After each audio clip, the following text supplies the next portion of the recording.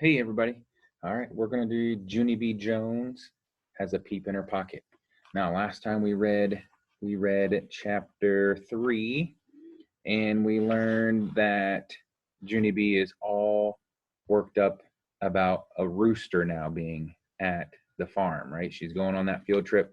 She's all scared of of the rooster, and she is still worried about the ponies that will stomp you to death. All right. So then she went to school and they were talking about farms, right? And they had to draw a picture. And Lucille drew a picture of a flamingo, right? There's no flamingos at a farm.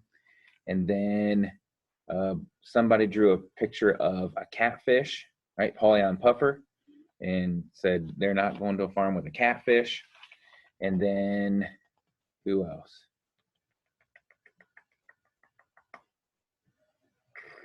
And then Junie B showed her picture, right? And it was a tree that fell over, and she said that she drew a rooster. And Mrs. goes, well, where's the rooster, right? And she said, well, the rooster is under the tree because there was a storm and the rooster didn't get out of the way in time and it smashed the rooster, right? So then a girl named Charlotte said that she hated that picture, and Meanie Jim just laughed, right? All right, so let's see what happens today in chapter 4. And chapter 4 is called Cock-a-Doodly-Doo. On Saturday, Mother came to my room. She said we were going shopping for clothes for the farm trip. I looked up from my coloring book. No, thank you, I said, on account of I'm getting a fever that day, so I won't be actually going to the farm. Mother laughed. Don't be silly, she said. Then she picked me up and she carried me out to the car. Yeah, only here's the problem. You are not respecting my wishes, I said. Mother laughed some more. I promise this will be fun. I did a huffy breath. Whatever, I said. Whatever is the grown-up word for that is the dumbest thing I ever heard of. And guess what? I was right. Shopping was not fun at all, because Mother kept on making me try on clothes I didn't even want. First, she made me try on a shirt with checkery squares. Then she made me try on overalls with big giant pockets. Plus, she tied a bandana around my neck, and she put a straw hat on my head. I looked in the mirror at myself. What do you know? I'm a cornball, I said. Only too bad for me, because Mother said looked cute as a button, and she bought those clothes anyways. Plus, also, she bought me a throwaway camera at the drugstore.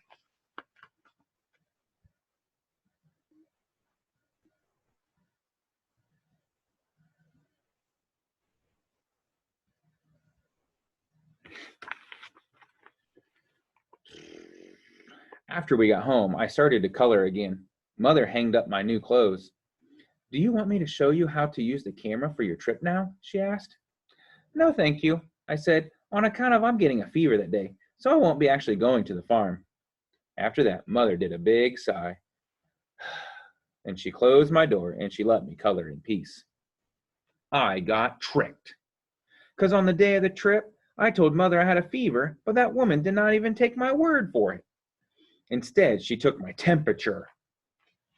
And so what kind of trust is that, I ask you? No fever, she said. Then Mother dressed me in my farm clothes and she drove me right to my school. We pulled into the parking lot. Oh no, I said, oh no, because the bus was there for the field trip already, and it was parked right at the curb. Believe me, Junie B, said Mother, you're going to have a great day. Then she got me out of the car and she pulled me to my teacher. Good morning, Junie B, said Mrs. Don't you look cute today? I felt my forehead. I'm ill, I said. Mrs. smiled. I love your straw hat.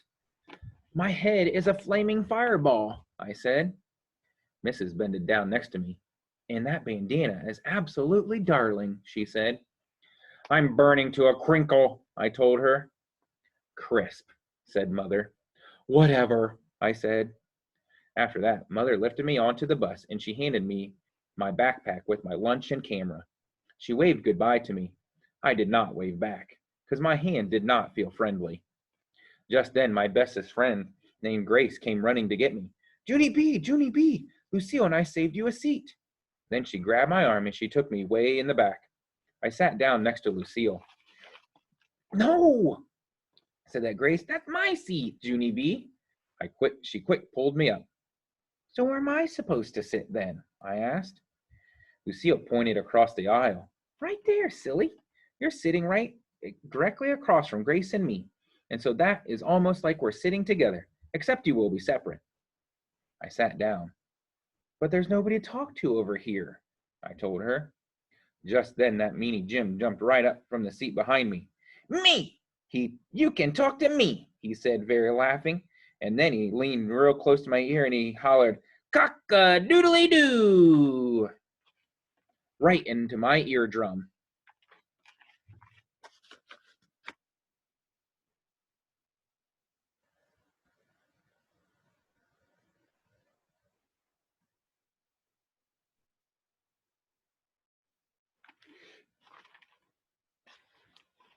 Too bad you're afraid of roosters, he said. Roosters can tell if you're afraid, Junie B. Just ask anybody. Roosters always peck the scaredy heads first. No, they will not, Jim, I said back.